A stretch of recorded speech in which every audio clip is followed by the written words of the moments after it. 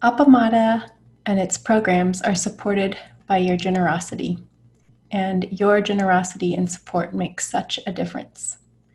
You can find a link for contributions on the website at appamada.org. Thank you.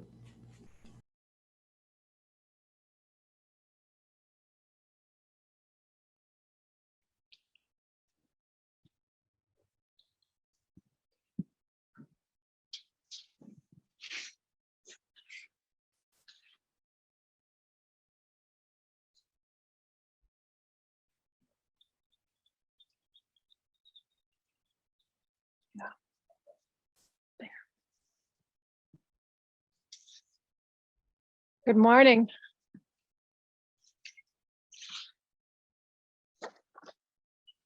Welcome to the garden, everyone.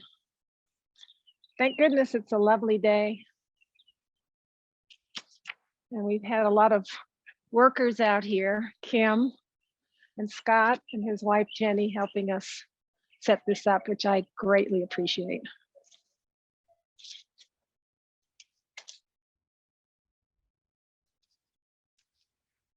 So today we celebrate Buddha's birthday. It's recognized in Zen as April 8th. We're taking it today on the 11th to accommodate the weekend, so more people could show up. In other parts of the country, there are other dates. I think it's in Korea, it's like May 8th. Anyway, it varies, but in the month of May. And in order to do this ceremony, we're adopting a lot from the Stone Creek Zen Center ceremony. So we appreciate and great gratitude for their having posted that and making it available to us. To start today, I'd like to talk about the story of the Buddha.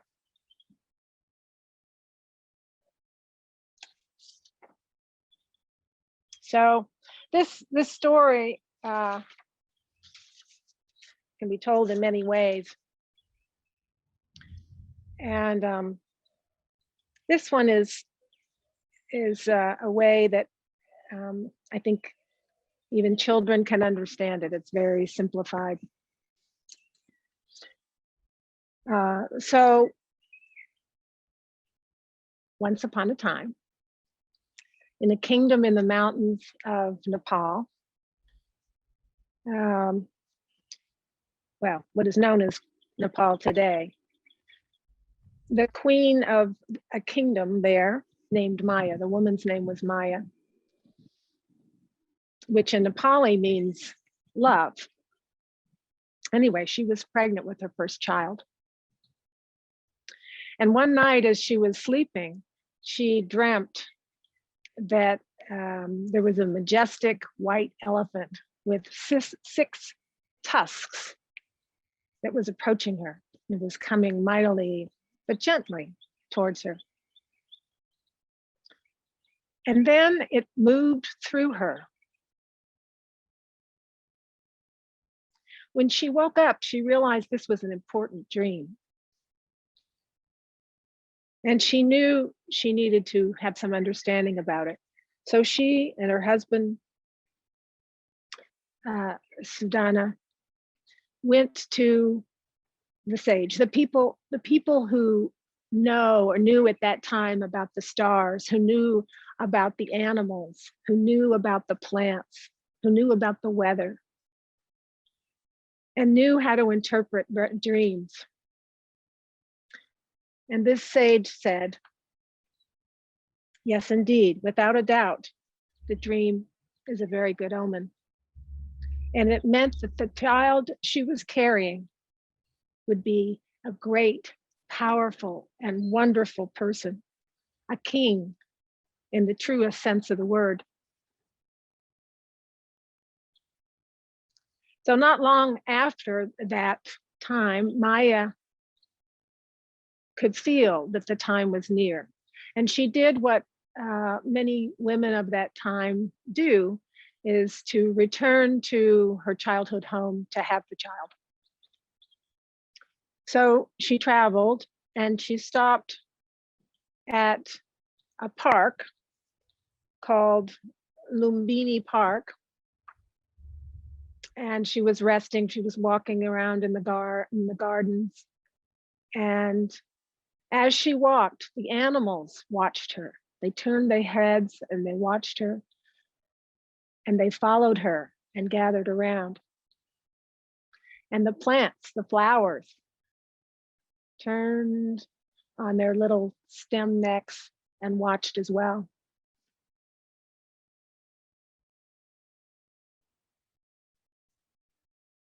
And they were looking toward the brightness, the bright life she was carrying inside of her. And the sal tree even reached down and gave her a branch to support herself. And there she stood, supported by this tree branch, and gave birth to a beautiful, healthy boy. And what's unusual is she gave birth to this child standing up. Now we have to remember that this is a story, it's a myth. And as such, it has certain elements that are difficult to believe. And you might say, well, this is preposterous, or this is just crazy. I'm not so sure I believe this. But what's important to remember is that in actuality, this story is like a poem. And it's trying to describe something wonderful, but not necessarily factual. So bearing that in mind, the Buddha was born, and he was born, the baby was born standing up. And he took 7 steps without falling over, pointed one hand toward the sky and one hand toward the ground. And then he spoke, saying, I am the world honored one. In all the world and universe around, what I am is honored by the earth itself. And so it is told, the Buddha was born in our world.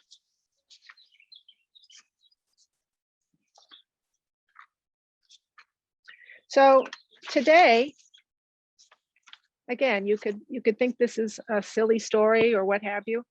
And we could celebrate the birth of the Buddha thinking we're having a birthday party for a somewhat mythological guy who lived several thousand years ago. And that would be fine, but it'd be totally missing the point. Because the point of the Buddha's birthday is for us to take a day out to celebrate the Buddha being born. But to do that, we really have to understand first what Buddha really is. So scholars agree now that this was probably a man who lived in the region of the world, in this region of the world, in Nepal, what's now Nepal, and around this time period.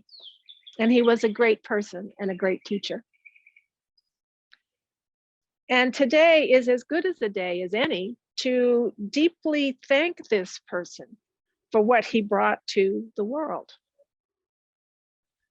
But today of all days is also a great day to really think about what a Buddha is. Because what a Buddha is not limited to one person. What Buddha really is a moment whenever great wisdom and great compassion come together. In this world, in a thought or action, in a kind word, a moment of selfless generosity.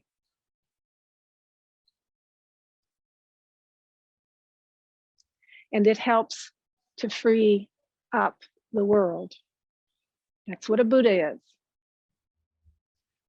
What Buddha showing up in the world really is when any of us anyone or anyone else in the world suddenly remembers just how precious we really are and how important all beings, all things around us are, and how we are all so closely connected.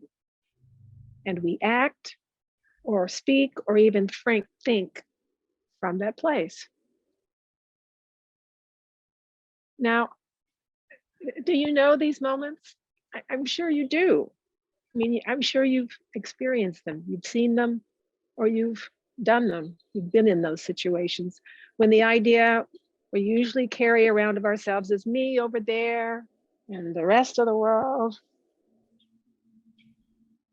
over there. But this dissolves in just a second.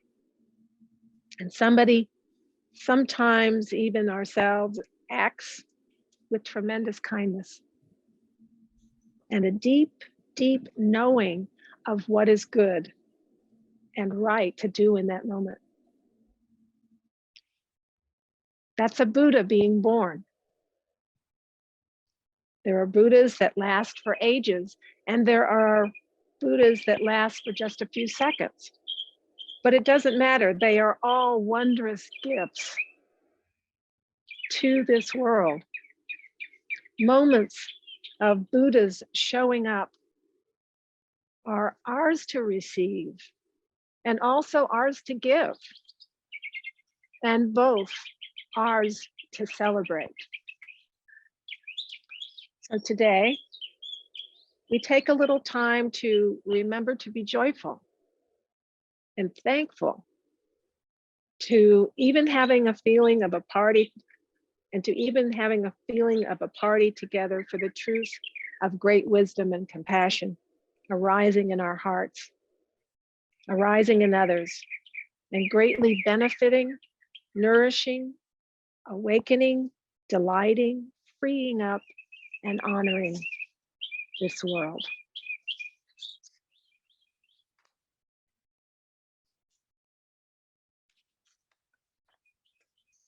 Okay. So that's the story of the Buddha. And now I want to explain the rest of the ceremony. So what we're going to be doing is chanting the Heart Sutra, and I'll be starting to lead it with the bell. And then I'll just do one, and then I'm going to get up and I'll go over to the Buddha and circumambulate around the Buddha. And then and you guys will continue to chant the Heart Sutra, and Sandra will be leading that. And then I'll be ladling the sweet tea onto the baby. And then there'll be rose petals.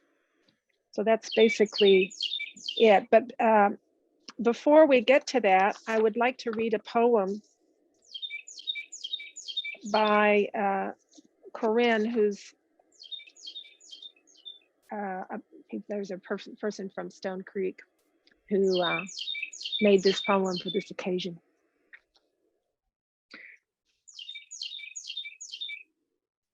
When the Buddha is born, when the Buddha awakens, the Buddha is born with everything and awakens with everything. When the Buddha takes 7 steps, he traverses the entire universe. He walks to the very center of how we happen with everything. The central pivot where things turn us and we turn things. When the Buddha points up and down, he embraces the entire universe. He embraces earth. He embraces sky. When the Buddha says, "I alone am the world honored one," this is the lion's roar. This is a baby crying. This is our crying. This is a great laugh, a quiet truth, a gentle rain, bright sunshine. In April, when the Buddha says, "I alone am the world honored one," he expresses our true nature, our Buddha nature, how in the truth of relationship, everything gives us life. Everything upholds just this moment of just this person. The world honors this. And then celestial flowers bathe the Buddha. Like this, everything and everyone in the universe bathes the baby Buddha. The world honors this, and now today we bathe the baby Buddha, just like he was born today. This is participating in the birth of the Buddha. This is participating in awakening as total relationship. This is joining the reality of the birth of the Buddha. It may be part of our practice to take care of awakening like a baby, like bathing a newborn baby. Our awakened hearts may need such tender care. Celebrating the birth of the Buddha is celebrating awakening in the world. The Buddha was born, and the Buddha was born in the world. Awakening is not obstructed by birth. Awakening is not obstructed by the world. The world is where the Buddha is born. The world is where awakening lives. The world rejoices when a Buddha is born. The world rejoices when awakening is born. Today, we join the rejoicing of the world.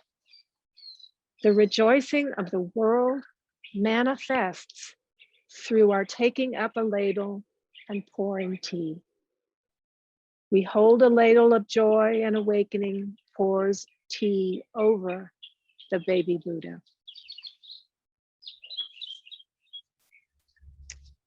Okay. All right. So this is the opening statement before the circumambulation.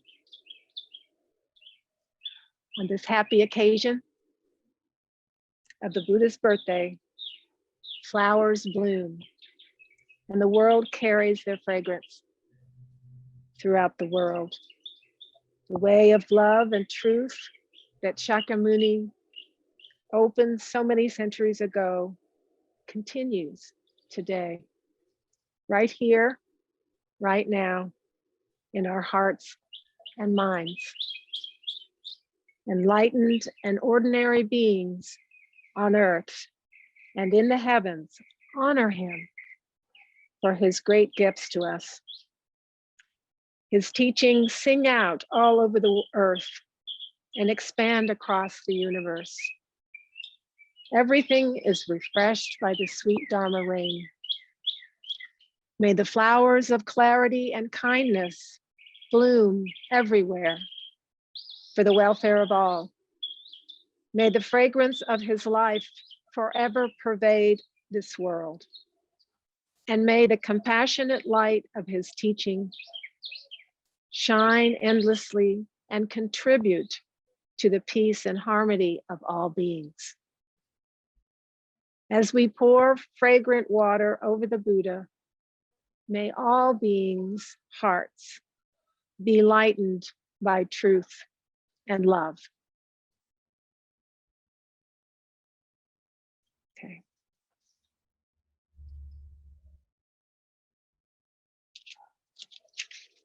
I will begin the Heart Sutra.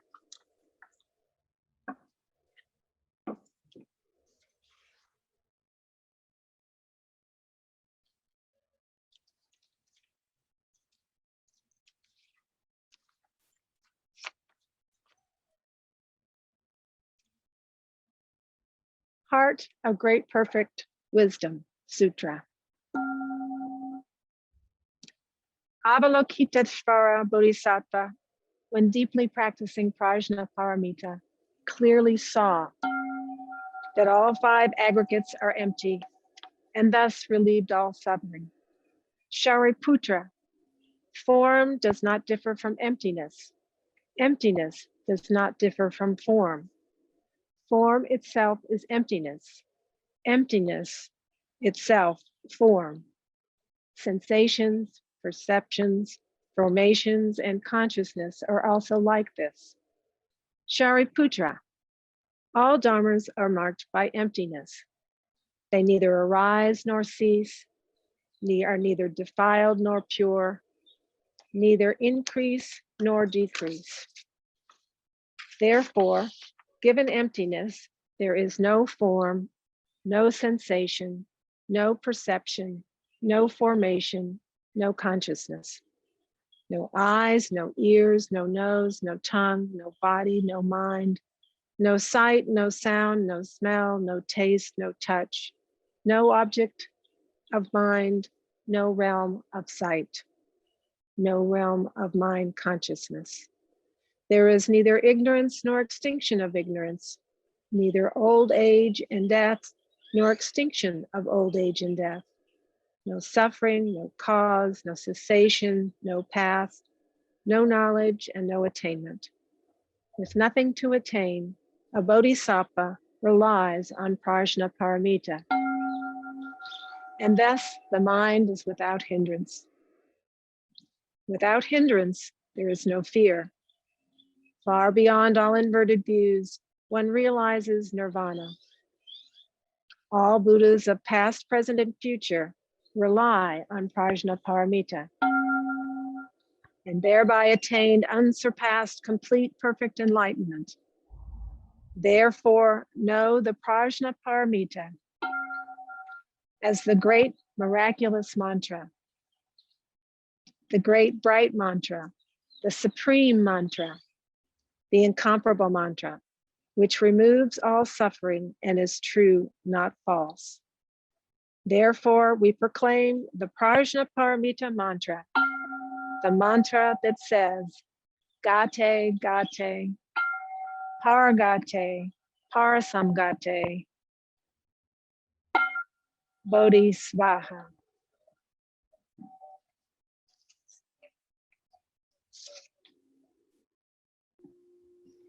Okay, Sandra.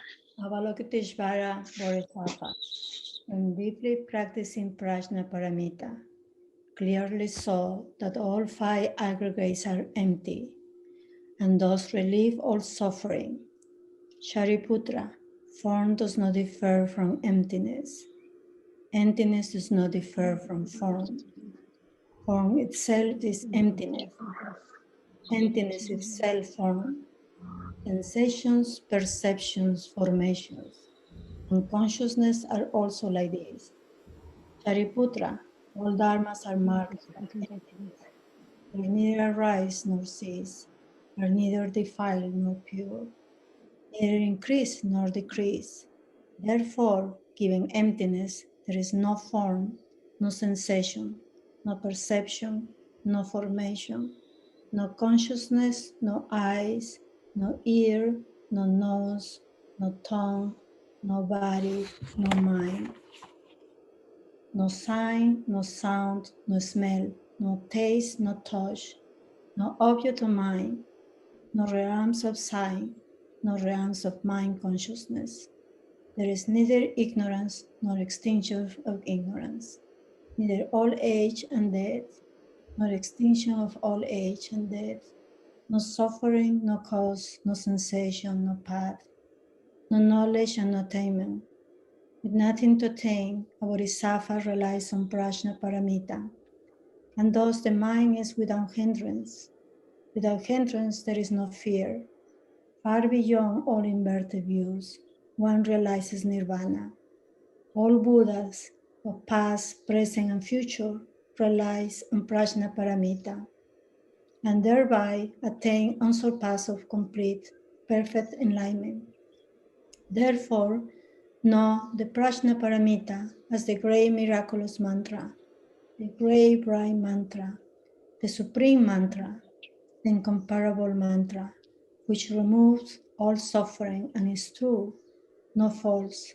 Therefore, we proclaim the Prajna Paramita mantra, the mantra that says, Gate, Gate, Paragate, Parasangate, Bodhisattva. Avalokiteshvara Bodhisattva, when deeply practicing Prajna Paramita, clearly saw that all five aggregates are empty, and thus relieve all suffering. Shariputra, form does not differ from emptiness. Emptiness does not differ from form. Form itself is emptiness. Emptiness itself form. Sensations, perceptions, formations, and consciousness are also like this. Shariputra, all dharmas are marked by emptiness. They neither rise nor cease, are neither defiled nor pure, neither increase nor decrease. Therefore, giving emptiness, there is no form, no sensation, no perception, no formation, no consciousness. No eyes, no ears, no nose, no tongue, no body, no mind. No sign, no sound, no smell, no taste, no touch, no object of mind. No realms of sign, no realms of mind consciousness. There is neither ignorance nor extinction of ignorance. Neither old age and death, nor extinction of old age, no suffering, no cause, no sensation, no path, no knowledge and attainment. With nothing to attain, a bodhisattva relies on Prajna Paramita, and thus the mind is without hindrance. Without hindrance, there is no fear. Far beyond all inverted views, one realizes nirvana. All Buddhas of past, present, and future realize on Prajna Paramita, and thereby attain unsurpassed, complete, perfect enlightenment. Therefore, know the Prajna Paramita as the great miraculous mantra, the great bright mantra, the supreme mantra, the incomparable mantra, which removes all suffering and is true, no false. Therefore, we proclaim the Prajna Paramita mantra that says, Gate, Gate, Paragate, Parasangate, Bodhisattva.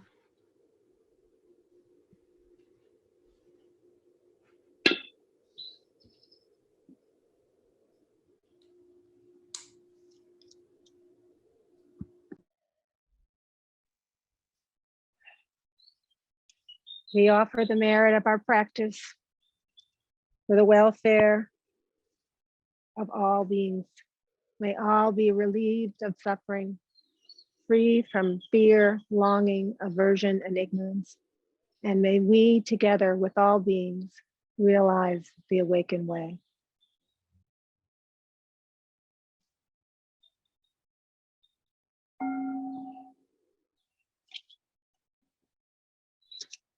Today, we celebrate the anniversary of the birth of Shakyamuni Buddha, our original teacher. Respectfully, we have prepared flowers and washed the Buddha in sweet water. The assembly has chanted the Heart Sutra with one voice in gratitude for his wisdom. The well springs of our lives have their original source in the pure Dharma world. Shakyamuni Buddha opened a way for us to live, carrying this true Dharma energy forward, moment by moment. We humbly aspire to practice the perfections of generosity, ethics, patience, effort, awakening, and meditation, and wisdom. May we realize them in wisdom and kind acts together with all beings.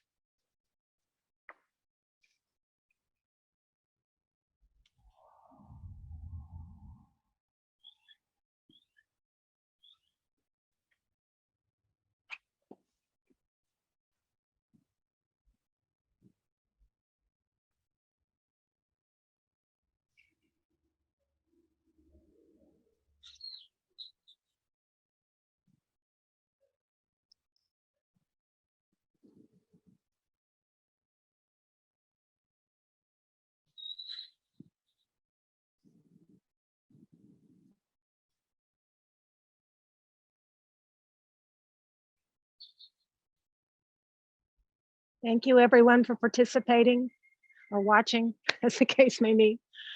I wish you a very lovely day today, and I hope you'll celebrate on your own. Thank you.